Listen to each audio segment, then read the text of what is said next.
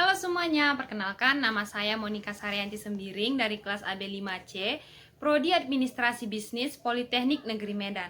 Di sini saya akan menjelaskan tentang Public Relation untuk memenuhi mata kuliah Public Relation yang dibimbing oleh Ibu Sarah Tambunan. Yang pertama, apa itu Public Relation? Public Relation merupakan sebuah aktivitas komunikasi yang ditujukan kepada publik, di mana publik dapat dibagi menjadi dua, yaitu publik internal, contohnya karyawan, pemegang saham, dan manajer. Lalu ada publik eksternal, contohnya pelanggan, pesaing, dan pers. Komunikasi ini bertujuan untuk menciptakan kesepemahaman antara organisasi dengan publiknya. Selanjutnya, kita akan membahas tentang sejarah public relation. Momentum awal lahirnya public relation adalah saat ditunjuknya seorang juru bicara resmi Departemen Keuangan Kerajaan Inggris pada tahun 1809.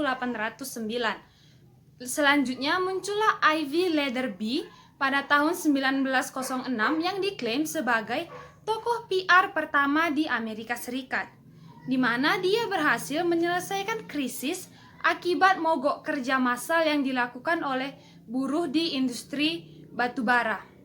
Lalu setelah Perang Dunia Kedua selesai, perkembangan PR semakin pesat karena semakin banyak negara yang ingin menunjukkan identitasnya ke seluruh dunia. Sedangkan di Indonesia, public relation mulai dikenal pada tahun 1950-an yang dibuat oleh perusahaan Pertamina, di mana fungsinya sebagai penghubung antara perusahaan dengan semua publiknya. Yang ketiga, perbedaan public relation dengan marketing dan advertising adalah marketing bicara tentang strategi memasuki sebuah pasar, seperti produk apa yang akan dijual, berapa harganya, bagaimana cara pendistribusiannya, dan seberapa besar peluangnya berhasil di pasar tersebut. Lalu, advertising bicara tentang informasi yang persuasif, seperti iklan yang dapat kita lihat di TV. Sedangkan PR berfungsi sebagai pembentuk citra perusahaan dan memberikan informasi mengenai perusahaan, misalnya sejarah perusahaan. Yang keempat, peran dan fungsi public relation. Ada 4 peran public relation, yaitu yang pertama, PR sebagai penasehat ahli, di mana tugasnya adalah menganalisis masalah yang terjadi di dalam organisasi maupun di luar organisasi dan menentukan apa yang harus dilakukan untuk mengatasi permasalahan tersebut dan mengevaluasi apakah program yang dilaksanakan itu berhasil atau tidak.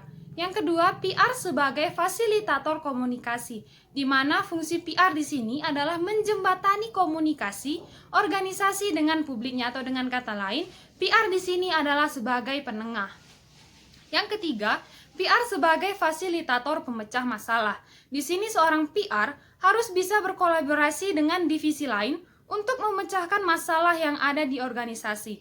Contohnya, PR bekerja sama dengan pihak marketing untuk menentukan brand ambasador sebuah produk. Yang keempat, PR sebagai teknisi komunikasi, di mana seorang PR harus memiliki keahlian komunikasi dan jurnalistik untuk menulis berita, feature, dan karangan-karangan yang akan dikirimkan ke media.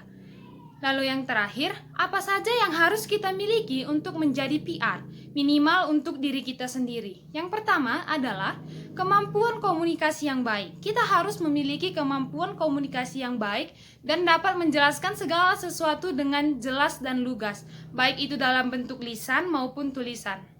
Dan yang kedua, kita harus memiliki kemampuan untuk menghadapi semua orang yang memiliki beragam karakter, atau dengan kata lain, kita harus bisa mengontrol emosi kita.